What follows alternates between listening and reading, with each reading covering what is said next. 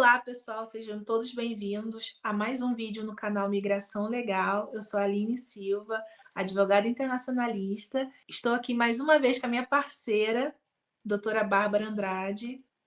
Olá, pessoal, sejam muito bem-vindos a mais um vídeo aqui do canal. Eu sou a Bárbara Andrade, advogada internacional. Hoje nós vamos contar com a presença da doutora Maristela Oliveira, advogada internacional, especialista em direitos humanos. O assunto que nós vamos abordar é um assunto delicado, um assunto muito sensível, mas também muito necessário, que é o tráfico internacional de crianças nos Estados Unidos. Tá? A doutora Maristela mora nos Estados Unidos, atua nos Estados Unidos com direitos humanos. Doutora Maristela, seja muito bem-vinda ao nosso canal. É um prazer tê-la aqui conosco, tratando desse tema tão importante, tão sensível. Eu que agradeço o convite, doutora Aline, doutora Bárbara. É um prazer poder estar aqui com vocês e abordar esse tema, né, que é tão necessário, que é o tráfico de crianças. Então, eu vou me apresentar. Meu nome é Maristela Oliveira, eu sou advogada criminalista e em direitos humanos. Possuo escritório aqui em Nova York, São Paulo e Brasília. Sou diretora da ABA Nova York, faço parte da comissão da Advocacia Criminal da OAB São Paulo e faço parte da Associação Internacional de Advogados. Esse tema ele é de grande importância de ser abordado porque ele é pouco comentado, é pouco falado e as autoridades, inclusive, procuram esconder esse tema, esconder os índices, esconder o que realmente acontece, que é a realidade. Então, eu acho que esse espaço é de suma importância para a gente trazer aqui esse debate, porque é necessário que se fale sobre esse assunto. Eu gosto sempre de introduzir as lives com um livro que é de importância para mim. O livro que eu, nesse caso aqui, que eu trouxe para poder comentar com vocês sobre o tema para introduzir, é esse aqui do Zygmunt Bauman, que é Estranhos à Nossa Porta. E Bauman fala nesse livro sobre um medo que as pessoas criam no inconsciente delas do desconhecido. E esse medo elas acabam trazendo para os imigrantes. Então, o outro é um desconhecido, eu não sei qual é a cultura do outro, eu acabo temendo a cultura do outro. E aí, Bauman fala que acaba acontecendo com isso uma desumanização do ser humano, em razão desse medo. Por quê? Porque os entes políticos acabam utilizando esse medo para perpetrar mais medo ainda, manipulam as pessoas com aquela questão de nossa, os imigrantes vão tomar o trabalho, nossa, os imigrantes estão invadindo o país. E acaba que esse medo fica fomentado na sociedade. Por que eu estou falando desse medo aqui? Porque a partir das análises de Bauman, a gente pode entender que o imigrante ele é visto como desumanizado, digamos assim. E essa desumanização acaba fazendo com que as autoridades não se dediquem tanto a combater certas coisas que acontecem, como é o exemplo de tráfico de crianças aqui nos Estados Unidos. Existe o tráfico de crianças nos Estados Unidos, mas ele é pouco comentado. Mais para frente eu vou falar aqui que o Departamento de Justiça chegou a retirar as informações sobre tráfico e exploração sexual de crianças e adolescentes do site, retirou as informações, que os dados estatísticos.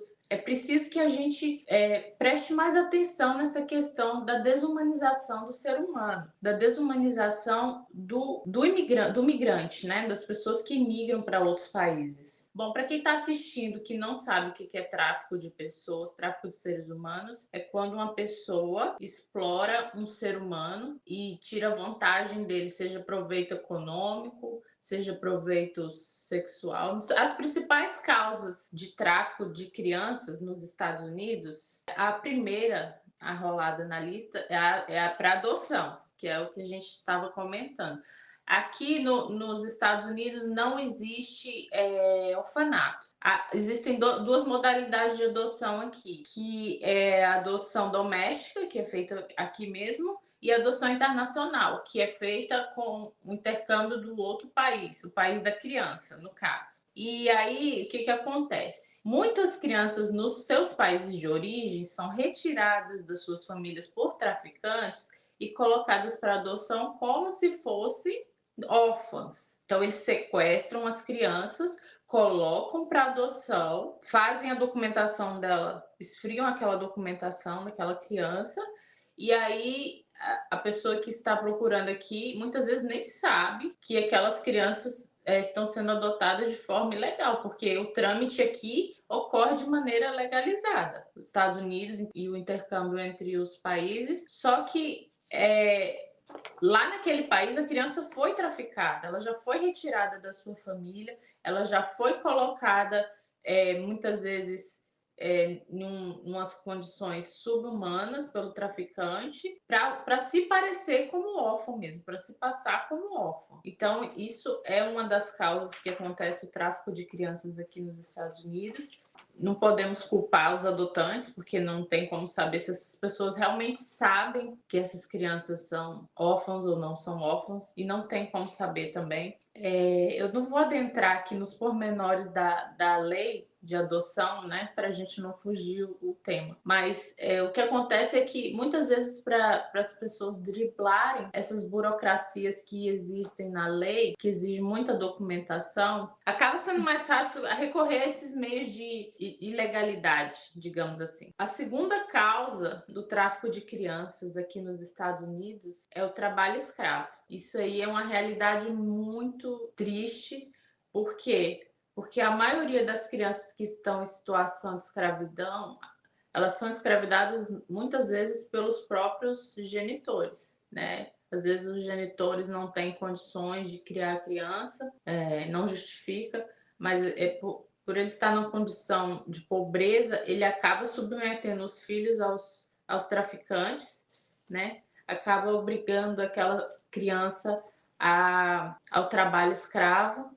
E nos Estados Unidos, aqui em 2022, houve um pico muito grande de crianças em situação de trabalho escravo, onde foram encontradas mais de 4.000 crianças nessa situação, tá? É um número muito grande de crianças em situação de escravidão, se você for parar para pensar, e ressaltando que também a maioria são crianças descendentes de migrantes. Doutora Maristela, só aproveitando o gancho, existe uma nacionalidade na qual esse tipo de situação é mais recorrente? Maior? Sim. Maior. Sim, colombianos, mexicanos e temos crianças brasileiras também. O número maior mesmo é de crianças mexicanas. Mexicanas, né? Eu Sim. imaginava. Uhum. Pelo que a gente vê aí noticiado, né? O pouco que se é noticiado, se é explorado, veiculado aí na mídia, como você mesma Para disse. você ter uma ideia, em 2013 haviam 1,4 mil crianças trabalhando em situação análoga de escravo. Em 2022 esse número passou para 4.000. Então, algo está acontecendo que as autoridades não estão conseguindo ou não estão combatendo. Para esse número ser uma crescente, algo está facilitando isso. Dos 50 estados americanos, 14 deles têm discutido leis que facilitam o trabalho infantil. Então, se a criança pode trabalhar, já fica mais fácil para os traficantes, né? Aí eu volto aqui com a definição de Bauman, vocês vão ouvir muito falando de Bauman, porque eu gosto muito dele, de que o outro é visto como um objeto e muitas vezes um objeto lucrativo. A criança vai render muito dinheiro para esses traficantes, porque ela vai ser uma mão de obra barata, obediente, que vai durar muitos anos, né? Uma criança que começa a trabalhar com 13 anos, com 12 anos, ela vai ter muitos anos pela frente. Então, é uma objetificação do ser humano mesmo, né? Que é o que o tráfico de pessoas configura, uma objetificação do ser humano para explorar. É mercadoria, né? A criança é vista como uma mercadoria. Exatamente. É visto como uma mercadoria. Bem, seguindo aqui a análise, né, nossa análise aqui das causas de tráfico de crianças nos Estados Unidos, esse aqui é pesado. O tráfico para fins sexuais e pedofilia. Aqui nos Estados Unidos existem casos de bilionários que utilizam de traficantes para terem orgias com crianças e adolescentes, como foi o caso aqui havia uma ilha em que muitos famosos, pessoas influentes, ricas, iam para essa ilha para ter relações sexuais menores de idade. Muitas vezes essas menores de idade são subtraídas de seus países de origem, Colômbia, México, Brasil, Equador, Chile, Bolívia, mas tem de outros países também, tem Honduras, Nicarágua, e elas são trazidas para essa ilha e oferecidas, né, para essas pessoas influentes.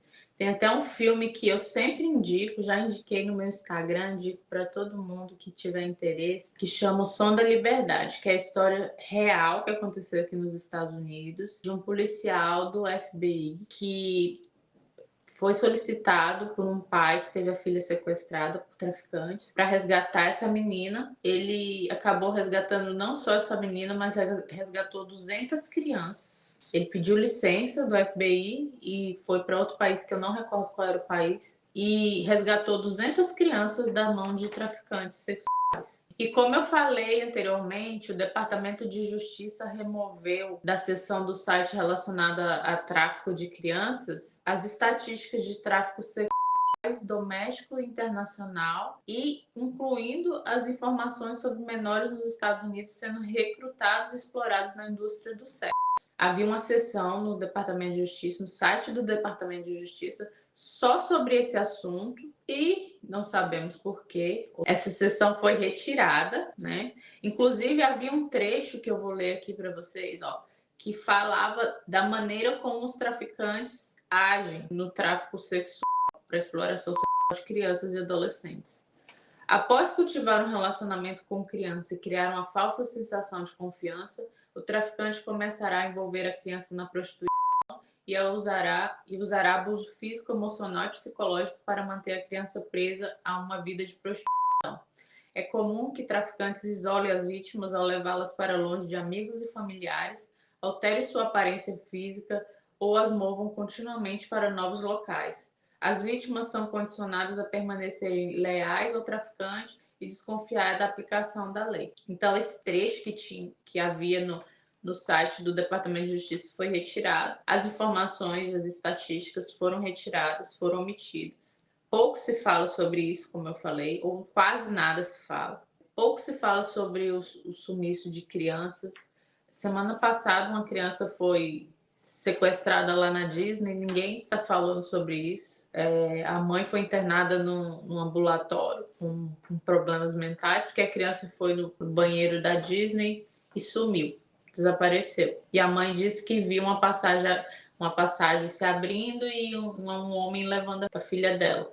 Então, assim, é complicado, né? É complicado porque esses assuntos são maquiados, são pouco comentados quando envolve criança e adolescente. Infelizmente, é um tema que, né, envolve muita gente grande, né? A gente não tem noção de quem está por trás, né? É um negócio que deve gerar muito dinheiro. Gera muito dinheiro. É interessante saber isso. Eu não sei os índices Europa, mas acredito que também seja alto nessa questão do tráfico aqui.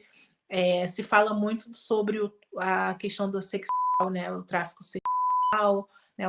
Mas tráfico de crianças, fala-se muito de adultos, mas de crianças praticamente eu nunca ouvi, mas é triste, né? Sim, 90% das vítimas são crianças em situação de vulnerabilidade econômica, órfãs, situação de conflitos, que eu vou falar aqui no próximo tópico. Então, eles se aproveitam, acabam aproveitando-se dessa situação de fragilidade, né, da família como um todo. Não que famílias de classe média alta ou famílias ricas não sofram também, não tenham suas crianças subtraídas, mas é que a maioria dos índices de subtração vem das famílias pobres, né? Então, os traficantes realmente se aproveitam dessa situação de vulnerabilidade da criança, da família em si. Bem, a outra causa, continuando aqui o nosso tema, de tráfico de crianças e adolescentes é para venda de órgãos. Esse aí não precisa nem falar muita coisa, dispensa até explicação, né? A criança é subtraída e aí tem os órgãos retirados e os órgãos são vendidos, né? Aí, ilegalmente. Nos casos que a criança realmente desaparece, que você não vê vestígios, 90% dos casos é retirada de órgãos. Quando a criança não consegue mais localizar essa criança de jeito nenhum, porque na situação de tráficos eu falei anteriormente, como eu falei daquele filme Som da Liberdade, o pai localizou a criança, ele sabia onde ela estava, ele foi lá e informou para o agente do FBI. Agora, no tráfico de órgãos, não, porque a criança acaba sendo morta, né, para retirada dos órgãos. Então, é um tema muito, Nesse muito caso tem que ser algo, é algo bem rápido, né? Porque os órgãos, eles têm um limite, porque tem prazo de duração, né? exatamente. Tem que ser 24 horas para poder fazer o transplante. Então, tudo é muito rápido, mas é um mercado muito bem organizado para isso. Um outro tópico aqui, né? Uma outra razão para o tráfico de crianças, que é o recrutamento, desculpa, ilegal de crianças soldado. Crianças soldados são a manifestação do tráfico de pessoas que envolve recrutamento por organizações militares ou paramilitares para treinar essas crianças para conflitos. A gente vê isso muito lá no Oriente Médio por grupos extremistas, mas aqui também são recrutadas crianças para esse tipo de conflito. Na Colômbia, as Farc recrutam muito crianças. E essas crianças são subtraídas numa tenra idade, 10, 11 anos, e treinadas como se fossem soldados mesmo, recebem treinamento militar para participar de grupos combatentes aí. Aqui também, nos Estados Unidos, nós temos esses casos e temos, inclusive, crianças do sexo feminino que, além de participar desses grupos, de serem obrigadas a participar desses grupos, elas acabam sofrendo abuso também, né, por parte dos componentes daquele grupo. Abuso sexual. Continuando nosso tema aqui, a outra causa também que agora tem sido bastante recorrente, dados os conflitos aí no mundo, é o recrutamento de crianças órfãs vítimas de guerra. Então, regiões de zona de conflito, Ucrânia, faixa de Gaza, Iraque. Muitas crianças acabam perdendo seus familiares naquelas regiões, né? Tornam órfãs e ficam ali perdidas em meio ao conflito. As autoridades também não têm como ajudar porque estão numa situação de caos, né, naquele conflito. E aí os traficantes se aproveitam dessas oportunidades de ver as crianças ali sozinhas, frágeis, e acabam subtraindo essas crianças também das zonas de conflito, né? Nós tivemos vários países aí que tiveram muitas crianças dadas como desaparecidas, e aí acaba facilitando um pouco o trabalho dos traficantes. Por quê? Porque a gente não tem como saber se essas crianças foram subtraídas ou se elas morreram ali no conflito, estão embaixo de algum escombro, embaixo de algum ou foram mortas, não tem como saber. Então acaba facilitando um pouco o trabalho para os traficantes, né? É uma situação bem triste, porque além da criança já ter passado por todo aquele trauma da guerra, pelo trauma de ter perdido os pais, ela ainda vai ser subtraída e ser traficada e explorada, ou sexualmente, ou para trabalhos forçados, ou para adoção, seja o que for. Então, essa criança, e vocês podem reparar aqui, como eu havia falado, em todas as situações elas são tratadas como objetos. E nos Estados Unidos tem uma linha direta do combate de tráfico de seres humanos em geral, não só de crianças, que você pode ligar e informar. Tanto a vítima pode ligar e informar que tá. Eu vou passar o número para vocês, depois para vocês botarem na legenda.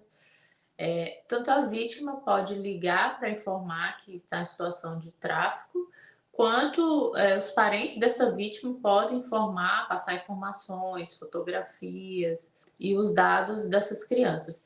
Além disso, a gente pode recorrer às autoridades locais, né, a polícia, e em caso de um filho que tenha sumido, tenha sido subtraído, a gente recorre imediatamente às autoridades locais e pede ajuda para que essas autoridades já iniciem imediatamente a investigação.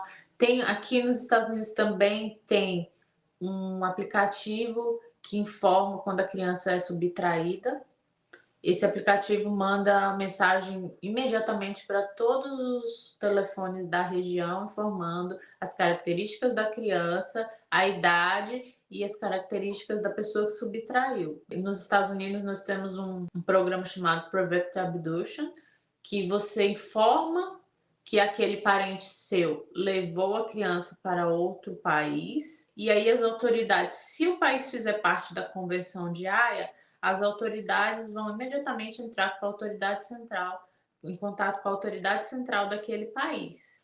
Agora, se o país não fizer parte da Convenção de Haia, aí a criança fica no cadastro chamado Prevent Abduction, que quando for solicitada a emissão de passaporte em nome daquela criança, o pai que solicitou, que avisou as autoridades, o pai que ficou nos Estados Unidos, ele é avisado daquela subtração, de que aquela criança foi solicitado um passaporte para ela expedido no local X, tá? Então, aqui nós tivemos um caso no escritório. A criança foi subtraída para a Rússia. A Rússia não tem, não faz parte da Convenção de Haia, mas o nome fica no cadastro no Prevent Abduction.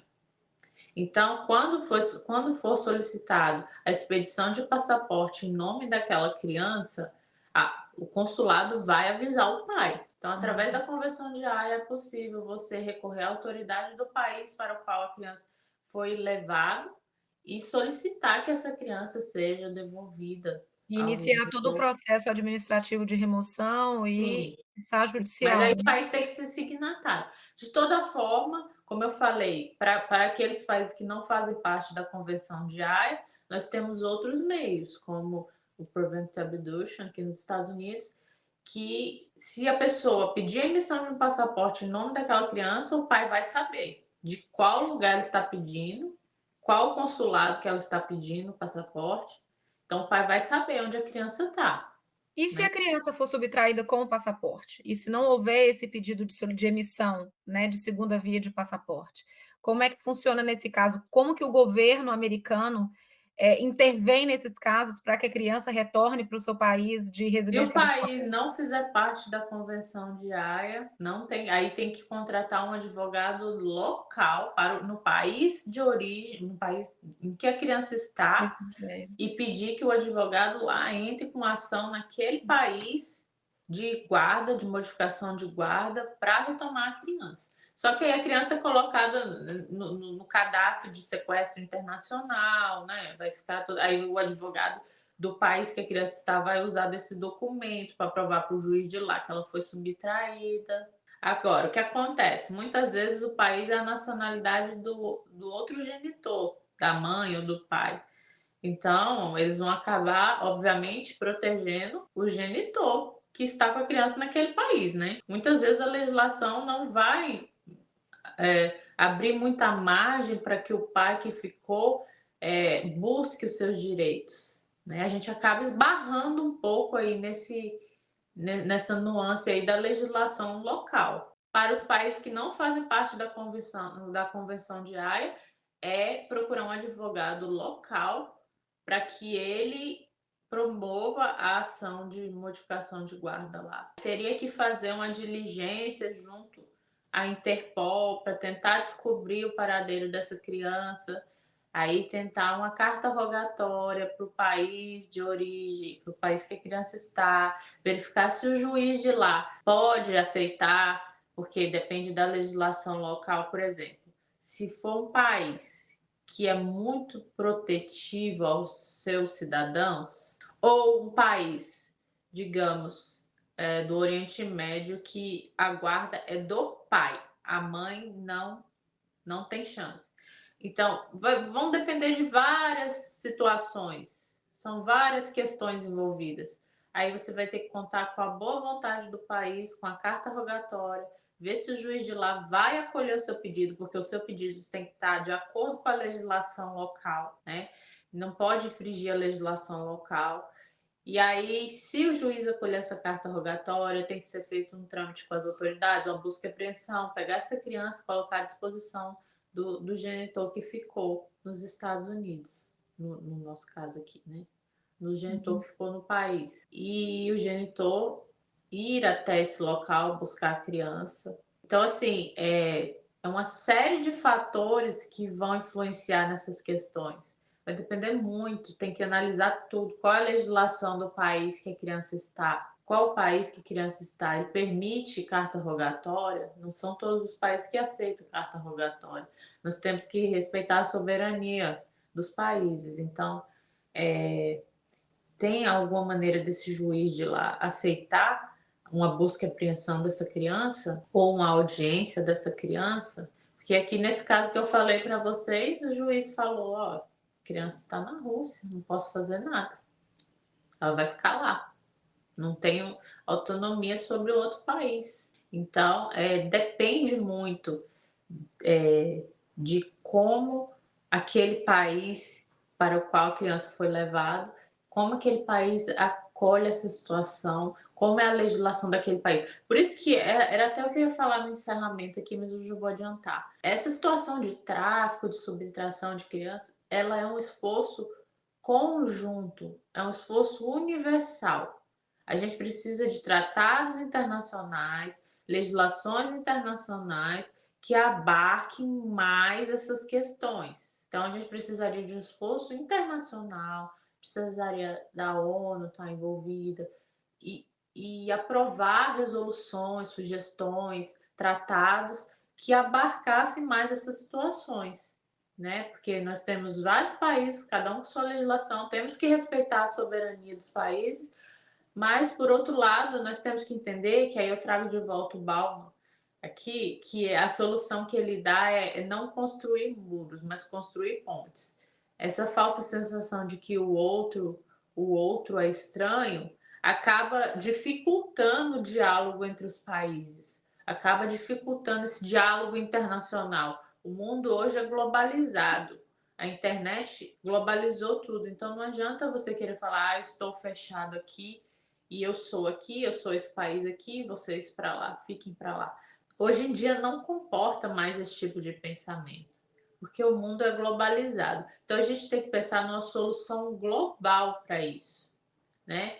E inclusive nessa questão dessa falsa sensação de estranheza do outro, se nós formos pensar bem, a América foi toda colonizada por migrantes que vieram da Europa. Então, se não fossem os migrantes, não existiria a América. Então, a gente teria que pensar de uma maneira global e a comunidade internacional provocar essas questões, provocar esses debates para realmente criar uma legislação que funcione, né? Porque a Convenção de Haia ela é muito boa, mas ela ainda não alcança, ela não tem uma abrangência muito grande. Mas ela está aí, é um instrumento muito bom.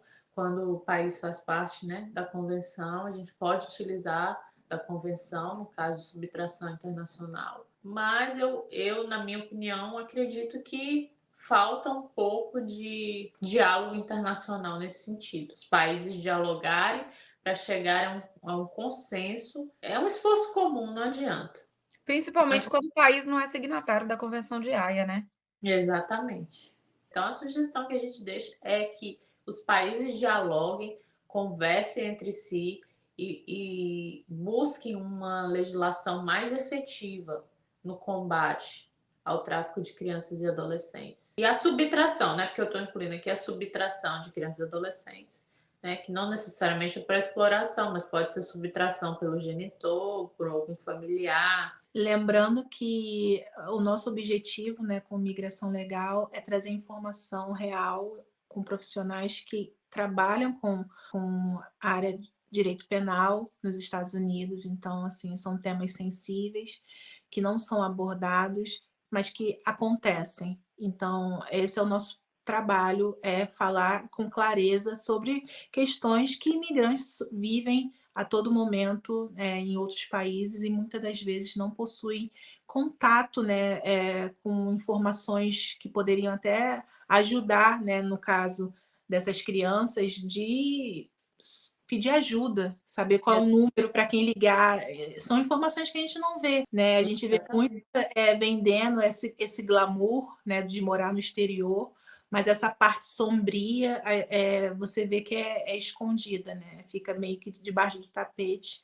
É pouco comentada.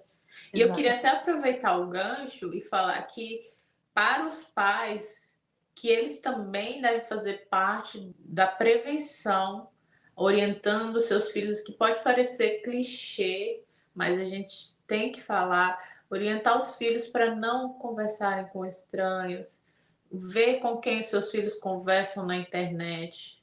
Nós tivemos um caso de uma menina lá no Brasil, em Manaus, que foi sequestrada por traficantes e ela conversava com o traficante pela internet. Foi assediada e ludibriada pela internet. Então, ver com quem os seus filhos conversam pela internet. Pode parecer bem clichê isso, mas é necessário repetir que a prevenção começa da informação. Se o seu filho ou sua filha é uma criança bem informada, ele vai estar menos suscetível à ação de traficantes. Então, além das linhas de combate aí, eu acho que deve começar com os pais orientando os seus filhos. Com certeza. Doutora Maristela, muito obrigada pelos seus esclarecimentos. É um tema que, de fato, é muito sensível, né? É um conteúdo que não é muito explorado, não, a gente não vê aí na mídia com muita frequência. Inclusive, alguns governos tentam até mascarar as informações, né, as estatísticas, como é o caso do governo americano. Então, assim, muito obrigada mesmo pelos seus esclarecimentos. Se você conhece alguém que está passando por essa situação, encaminhe esse vídeo, né, para essa pessoa. Doutora Maristela trabalha com direitos humanos internacionais, é especialista nessa área, está nos Estados Unidos, então, assim, a gente vai deixar o contato da doutora Maristela aqui na legenda. Entre em contato com ela se você precisa de ajuda. Como a Aline disse, o objetivo do canal é trazer conteúdos, né, positivos, bons, informativos, mas também mostrar a realidade, né, o que de fato acontece, como que o imigrante é visto, é suscetível, né, a esse tipo de situação. Nós somos seres humanos, todos somos suscetíveis, o imigrante muito mais, Muito né, que mais. está em estado de vulnerabilidade ali, dependendo da sua origem, né, do seu país. Então, assim, muito obrigada, pessoal, por terem ficado conosco aqui no vídeo. Espero que vocês gostem desse vídeo. É um vídeo polêmico, é um vídeo sensível, né, um conteúdo que, de fato, a gente precisa trazer, porque nós estamos falando aí de sequestro internacional de crianças, subtração internacional de menor. Então, a gente precisaria, sim, abordar esse tema. E, doutora Maristela, muito obrigada pela sua participação. Eu que Volte agradeço. sempre. Mais uma vez, agradeço o espaço aqui, agradeço a oportunidade de poder tratar esse tema, porque, como eu falei, direitos humanos sempre é muito sensível, então a gente só que precisa ser abordado, né? É necessário que se fale sobre, porque se ninguém fala sobre, esse assunto não vem à tona e a solução também não vem.